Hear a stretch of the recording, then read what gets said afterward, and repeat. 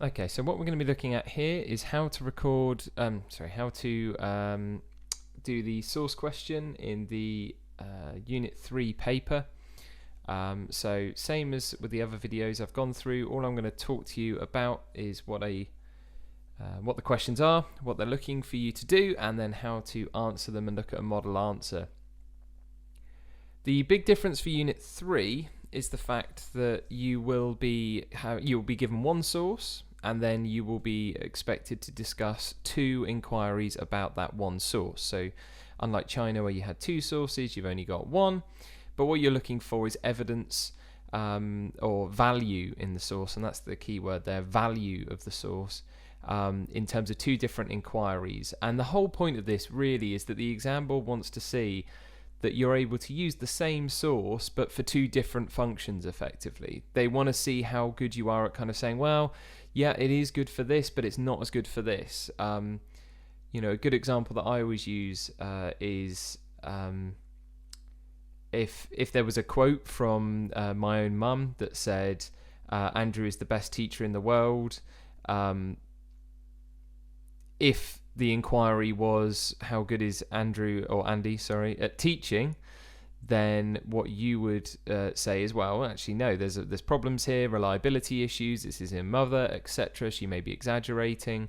But actually, if the inquiry was how far Andy's mum loves him, then actually it's a really useful source, because that exaggeration may be there to reveal how much could be used by historians to reveal how nice Andy's mum is to him, if that makes sense. So you can have the same source for two different inquiries, and the origin of the source might make it different, might make it valuable for one and not the other, and there's lots of different things that we can look into there.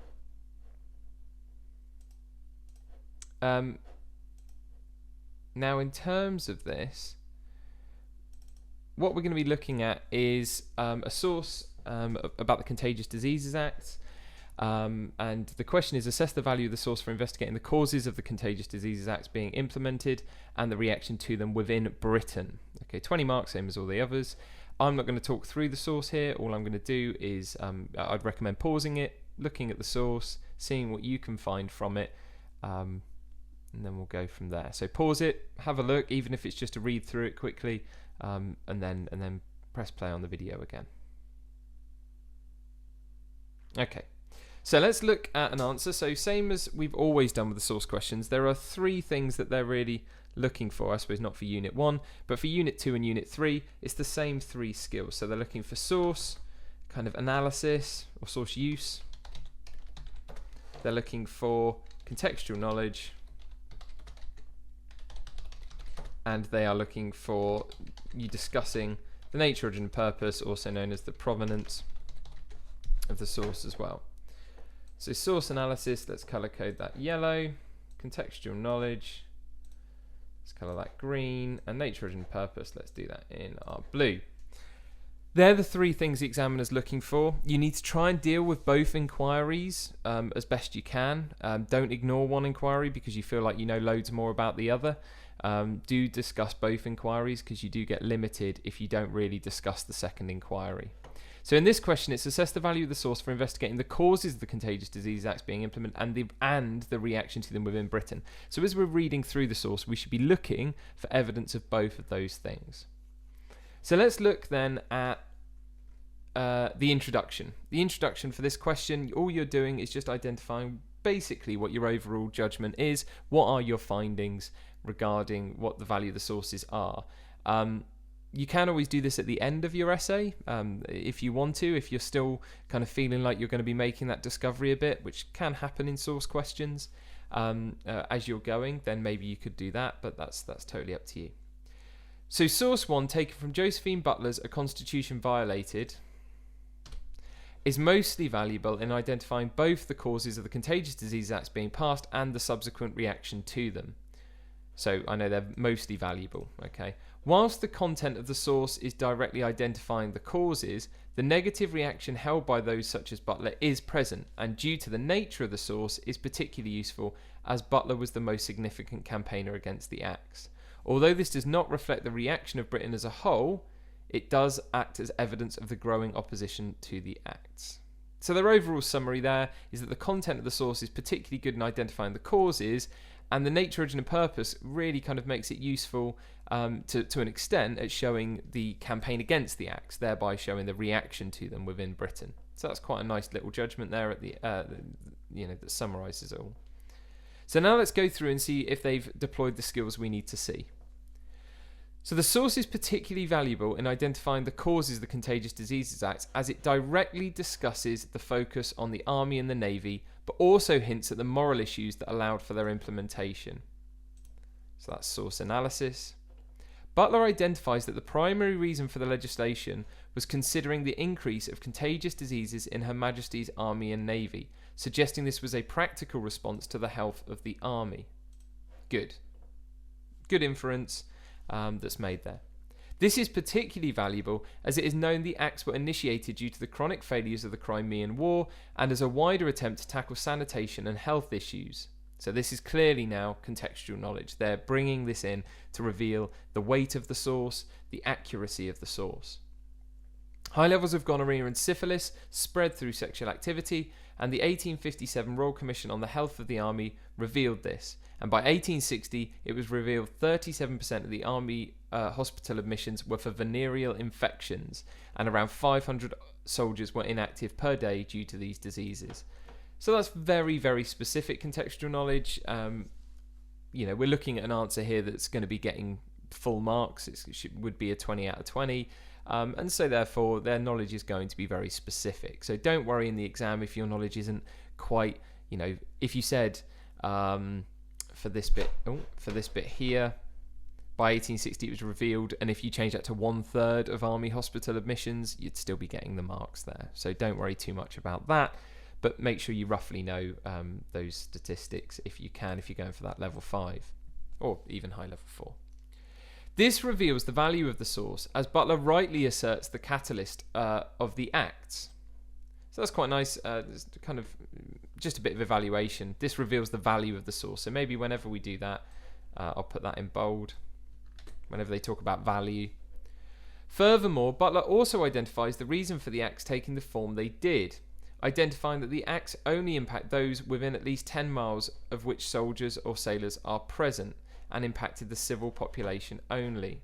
So that's a nice little bit of source use.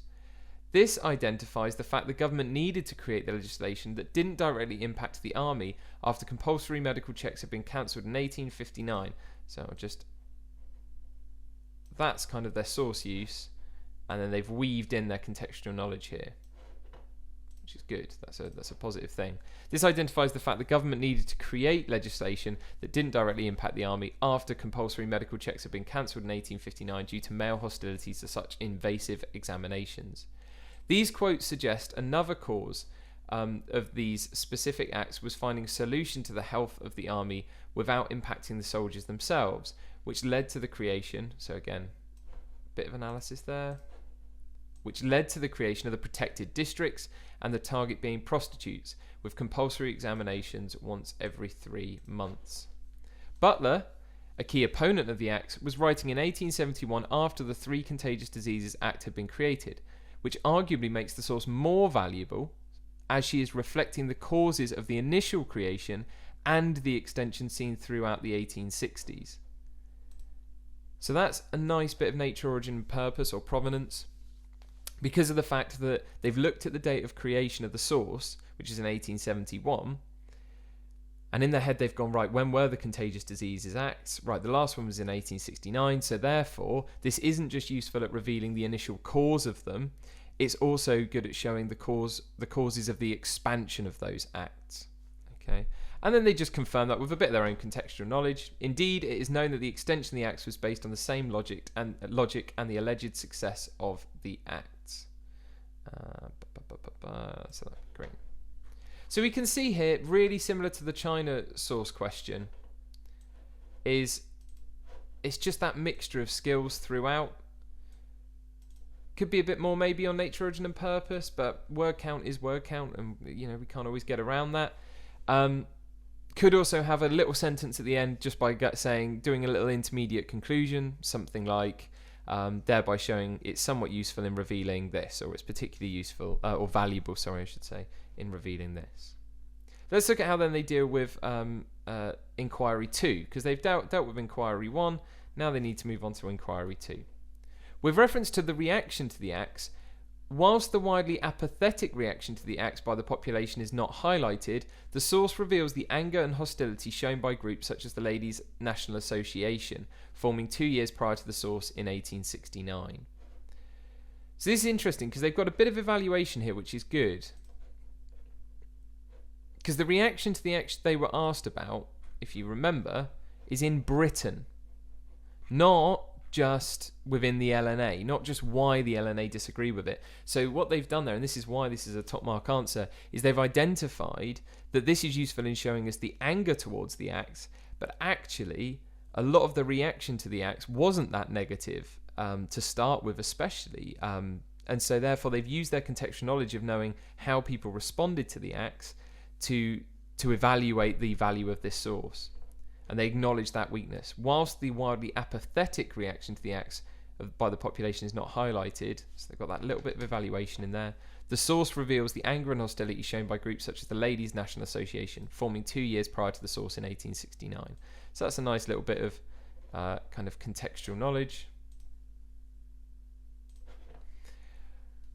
Butler identifies that the acts themselves don't focus on the correct demographic, revealing that so far from these acts applying particularly to the Army and Navy, they in no whatsoever, I think I've typed that wrong, they in no whatsoever apply to the Army and Navy, but entirely and exclusively the civil population. A clear argument against the acts. So basically this is saying that there's obviously negativity towards the acts, and the reason for that is what Butler's saying in this. Indeed, the LNA argued that the acts targeted women in the protected districts unfairly, as pointed out in their 8 allegations against the acts, suggesting the laws, quote, unfairly punished one sex for the vice of prostitution, which was largely the fault of men. So that's actually their contextual knowledge. They remember, that quote may not be exactly right, I can't remember, but it is one of their 8 points that they kind of levy against the acts, is the idea that they unfairly punish women for the vice of prostitution, which actually was due to the desires of men. Furthermore, another primary example of the negative reaction is held in the fact that the act's, quote, effects were to degrade and burden. This emphasises the hostile reaction to the acts due to the way in which they were implemented, with devices such as the speculum utilised and the opposition to instrumental rape, with occasions of young women with unbroken hymen dying during inspections. The source is valuable, as it reflects a wave of protest and agitation after the 1869 extension, with the LNA utilising Josephine Butler's great oratory skills, putting pressure on political candidates such as targeting Childers in the 1872 during his election campaign, and emphasising the problem of women being mistaken for prostitutes. So that's it's kind of a mixture there of nature, origin and purpose, and their own knowledge, because they're kind of saying that it's got this due to the date of the source, it's revealing that kind of new wave that was starting in the early 1870s. So they've used the date there to reflect why it still could be more useful or valuable. Butler's writing itself reveals that work was needed to raise awareness. That work was needed to raise awareness was great.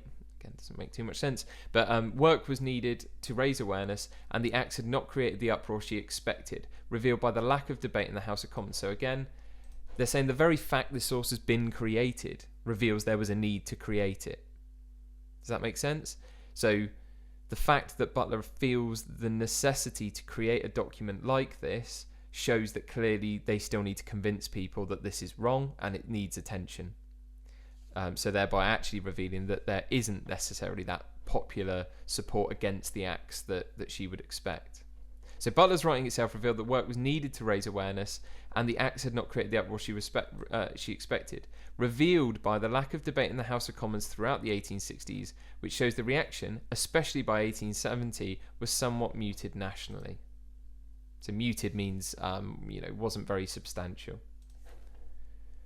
So they've used their knowledge there of the fact that basically the extension of these acts in the 1860s mostly went without very much debate. Especially the first two were just passed without any debate whatsoever. And so they've used their knowledge of that to show actually the reaction in Britain, which is obviously the inquiry, not just the reaction of the LNA, the reaction within Britain. They're using their knowledge to say that this reveals the fact that people like Butler were having to raise awareness. Therefore, whilst the source doesn't directly discuss the apathetic national reaction and in Parliament, so a bit of evaluation there, it can be used to reveal the growing campaign that subsequently led to the suspension in 1883 and the repeal in 1886 due to MPs such as James Stansfeld becoming active campaigners in the mid-1870s and making the issue more pressing to government. Okay, in fact, actually, no, that would be your contextual knowledge. So again, we've got a little bit of the use of the nature, origin and purpose in there as well. Again, there could be a little bit more discussion about Josephine Butler herself, but as we say, as they kind of point out, Butler's work isn't necessarily reflective of the population at large. Okay, so this is kind of showing us that actually the source isn't very good at showing us the national reaction and the reaction in Parliament. Because of the fact this was by Josephine Butler, who is very good at revealing the more protest side of things, but isn't very good at revealing the general view. So you see how if the inquiry was just slightly different and was on the reaction of groups such as the LNA, this would be remarkably useful. But because it's about the reaction of Britain as a country, you've got to acknowledge those limitations of the fact that this doesn't reflect the wider national feeling towards it. So let's read their conclusion. Therefore, whilst both inquiries are discussed, the source is potentially of more use in identifying the causes of the acts and their extension rather than their reaction. So it's some more evaluation. Utilising a source from Butler is particularly valuable due to her role within the LNA and reflecting their reaction, but she does not reflect the reaction of most of Parliament or the nation at large during the period, rather a fringe group during the period. However, it is particularly valuable in revealing the way attitudes were changed in Britain towards the acts and in identifying the primary causes of the sexual health in the army and the navy. So that bit's kind of, again, an amalgamation of everything. And so we see, again, it's this kind of tapestry of nature, origin and purpose, own knowledge and source analysis. And really how much you discuss of each of those will be dependent on the sources you're presented with, but you have to make sure you use all three of those skills. Some sources you'll have loads of contextual knowledge to bring in, some you won't have very much at all, but that's okay. But then just make sure then that you're using further quotations, you're doing more source analysis, you're bringing in those extra bits. This is around 900 words in total, and which is a lot in that time. So, there's a lot to cover, but just try to make sure that you're at least reflecting upon each of those three skills within the source questions. You'll notice that actually it's very, very similar to the China question. It's just because you've got two inquiries and one source. That's the only real difference. I would recommend potentially having a little conclusion where you kind of weigh up the weight of each of the inquiries, how much that source could be used in terms of weighting for each of those inquiries. But that's and then maybe have an introduction, but make sure it's brief and just summarises the overall uses or limitations. Remember, the sources normally are useful, but do acknowledge the limitations as well. Try to bring in those whilst X, Y, although X, Y sentences to kind of reveal, there are weaknesses such as this, this and this. However, it still could be used in these respects. The sources generally are never useless or valueless. They will always have some value, but do acknowledge the weaknesses if they are there very much. Hopefully this has been helpful. Send me a message if you need anything. And good luck.